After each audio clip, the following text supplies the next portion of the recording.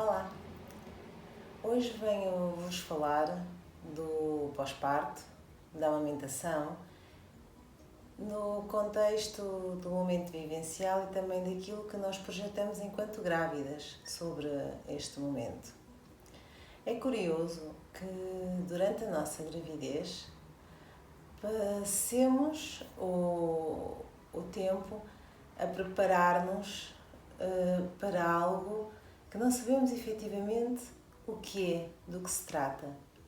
Existe, inclusive, algum tabu ou preconceito sobre a forma como pintar o quadro real da gravidez pode direcionar, condicionar a vivência. Mas a verdade é que a cada ano que passa eu vejo nas minhas grávidas que esse preconceito já existe. E não é necessariamente bom porque não é real. Não é baseado em factos, em experiências.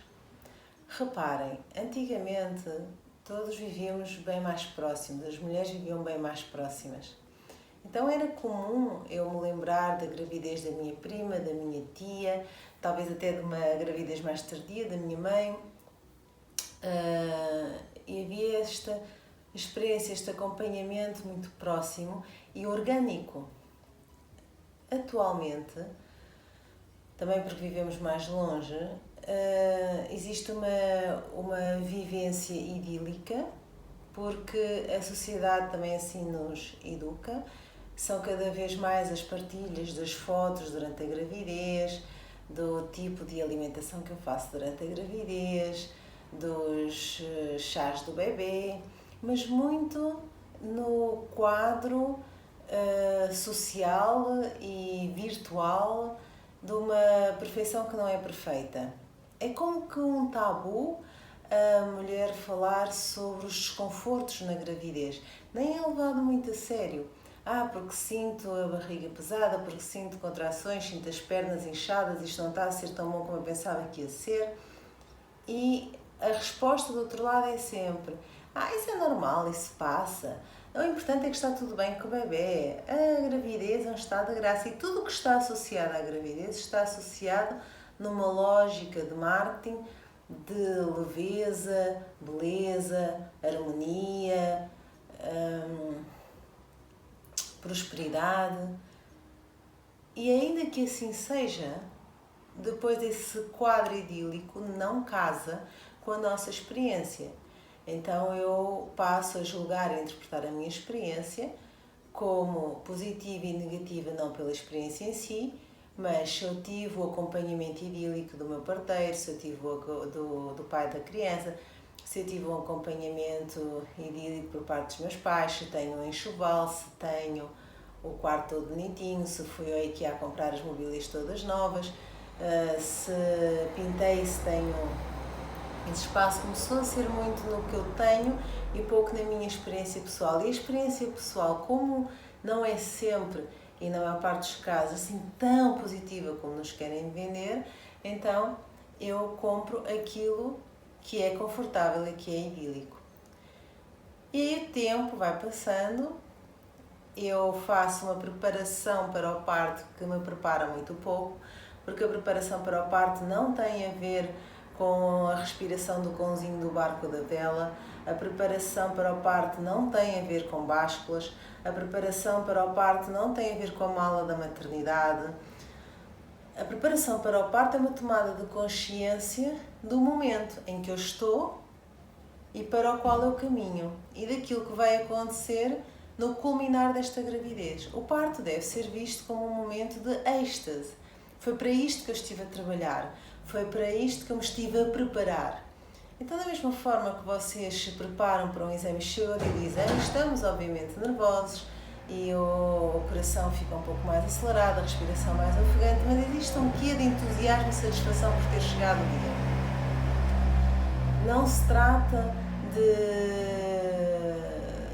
todas as expectativas criadas para o exame, Porque essas expectativas vão sempre condicionar a forma como eu encaro. Se eu acho que aquela disciplina é difícil, eu acho que o exame vai ser difícil. Se aquele professor tem determinada fama, eu associo a experiência àquilo que me foi contado. Mas efetivamente, será que eu me preparei para o meu parto? Porque o parto é um momento, e é um momento único. É um momento único daquela mãe e daquele bebê.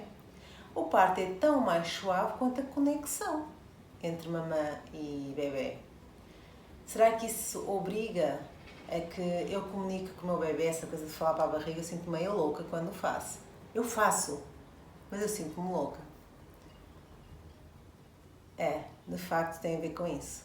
De facto tem a ver com reconhecer o bebê, reconhecer o meu corpo, reconhecer as suas rotinas, reconhecer as minhas rotinas, reconhecer as minhas fragilidades, os meus medos, reconhecer as fragilidades e os medos do bebê, reconhecer o contexto. E reparem que eu utilizo a palavra reconhecer. Então, vocês acham que conhecem o contexto, mas na verdade o contexto que vocês conhecem é fruto de um monte de criações passadas. Então é preciso olhar com olhos no presente, com os pés no chão, para o momento da forma como ele está a acontecer. E ele é sempre perfeito da forma como ele acontece, porque não existe outra forma. Então, qual é o contexto de perfeição? É aquilo que não pode ser mudado, certo? Que não há nada a acrescentar nem nada a retirar. Então, o momento é um momento perfeito. E aí, todas aquelas mamães que estão agora no pós-parto e que tiveram partos mais desafiantes, e todas aquelas que eu conheci eram partos desafiantes, porque o parto é um momento desafiante, a menos que tu estejas anestesiada, ou para cesariana, ou com uma quantidade de epidural que te permita não ter sensibilidade para o momento presente. E ainda assim, as memórias vão sendo apagadas com as hormonas e com aquilo que nós fazemos delas. Mas o parto é um trauma. O que é um trauma? É uma ação que que tem uma influência sobre nós, não é? Que tem um impacto e que muda a nossa perspectiva sobre algo. Mas isso é a vida também, não é? Nós somos traumatizados pela vida, se calhar. O parto é difícil. Talvez seja importante vocês falarem com mães recentes, imediatas, mães que não se tenham esquecido do momento. É de facto difícil o parto, porque nós estamos muito longe de termos partos naturais. Porque a mãe quer se preparar, mas tem medo, não acredita que é capaz de o fazer sozinha. E quem me conhece sabe que eu não estou a referir ter um parto em casa. Não é isso que eu estou a referir, mas quando eu vou para um ambiente hospitalar, o parto é meu e do meu bebê. Eu tenho uma equipa médica capacitada para intervir se assim for necessário. Mas aquela coisa de o médico, a equipa, não esteve à minha disposição, não esteve no momento ideal, não fez isto ou não fez aquilo, é preciso nós nos posicionarmos, não é? Porque efetivamente temos que resgatar aquele momento para nós e fazermos aquilo que precisamos fazer, e quando nós já não podemos fazer mais nada, então efetivamente entregar para ser feito por quem nos possa ajudar, uma vez que eu já não consigo. E está tudo bem, não há certo e não há errado, ok? Mas procurem aceitar o momento tal como ele foi e que aprendizagens é que podem tirar dele. Também, se vocês olharem para trás, tentem perceber o vosso processo, o processo das vossas vidas, a forma como as coisas vos acontecem, a forma como vocês engravidarem, como viveram a gravidez. Porque tudo é um padrão. Se foi naturalmente fácil engravidar, possivelmente o parto será naturalmente mais fácil. E se o processo de engravidar e a gravidez foi mais desafiante, talvez o parto seja também mais desafiante. Porque, de facto, o parto é o resultado de todo um processo que não é apenas de 9 meses o tempo da gestação. Porque esse tempo da gestação é parte de um processo das minhas crenças anteriores. Então chegamos ao momento da amamentação.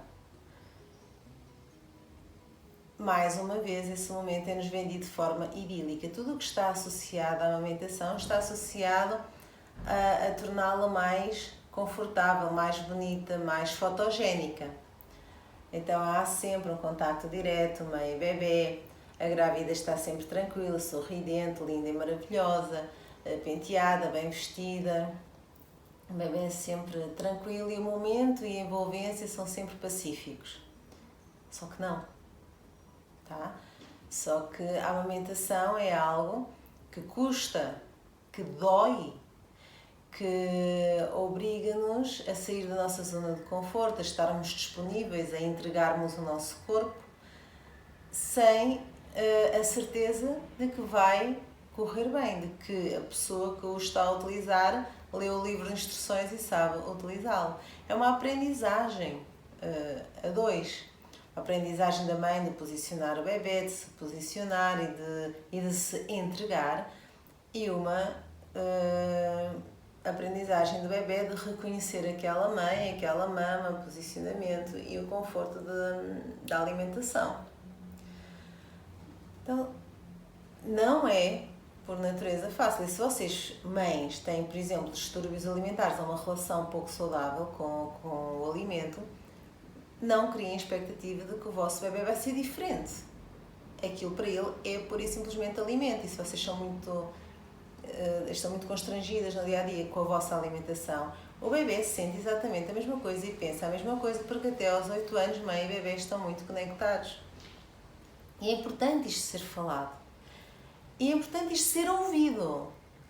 Porque, como as mamães do plano Belly Love podem confirmar, as coisas são faladas durante a gravidez. Só que enquanto eu estou grávida eu não ouço. Porque eu tenho outras coisas que eu quero ouvir e é mais confortável ouvir e dar atenção a determinadas coisas do que a outras. Então sim, eu ouço o blá blá blá da Lara numa hora e meia, enquanto estou em consulta, enquanto estou na massagem, enquanto estou nos workshops, mas depois aparecem outras coisas, ou então eu comento que ouvi isto ou aquilo e dizem, deixa para lá, não podes pensar assim, tens de pensar positivo. Eu acho ótimo, a gente tem que pensar positivo, conquanto que esse positivo não crie uma imagem ilusória que mais tarde ou mais cedo vai ser confrontada com a realidade e não vai ser bonita. Então é preferível a mãe saber o que é que a amamentação é, para depois não achar que é única e que as coisas correm mal e só correm mal assim. Senão, não existiria apenas 21% da população materna a amamentar até aos 9 meses. Não é? Existiria muito mais gente a amamentar. E não existiriam apenas 9% das mães que seguem com a amamentação. Então, se tu estás a ter problemas com a amamentação, não é um problema teu, apesar de ser uma experiência tua. Mas não é que tu estejas a fazer algo errado. Mas existe um potencial para perceber e fazer as coisas melhor se tu quiseres, se for esse o caminho. Senão, não é. Agora, lembra-se sempre que tudo faz parte de um processo e que todas as ações do presente têm uma consequência futura. Independentemente da saúde do bebê, ok? Porque nisto vamos cair na real e o leite materno é ótimo, é espetacular, é especial se a mãe estiver predisposta a dá-lo, porque se a mãe está a dar um alimento por natureza envenenado não será assim tão bom. Se aquele momento é um momento de stress e não de conforto e de conexão com o bebê, se calhar acaba por ser um pouco chato, um momento que é repetido várias vezes ao longo do dia e é sempre de stress. Então que o bebê vive em stress, a mãe vive em stress, eventualmente a família toda entrará em stress e isso vai marcar os primeiros dias de toda uma existência. É importante haver uma partilha genuína das sensações e das emoções. Dar espaço à mãe para ela se revelar, para ela chorar, para ela expressar as suas frustrações. Mas para isso tu tens em primeiro lugar que fazer isso em relação a ti mesma. Admitir que não é fácil, admitir que estás assustada, admitir que existe um monte de expectativas que tu tens em relação a ti mesma, ao teu bebê e a todo o processo de relacionamento entre vocês os dois. E só então talvez abrir a porta a outra pessoa para que ela possa, junto contigo, te ajudar a perceber melhor esse momento. E é só perceber melhor, ok?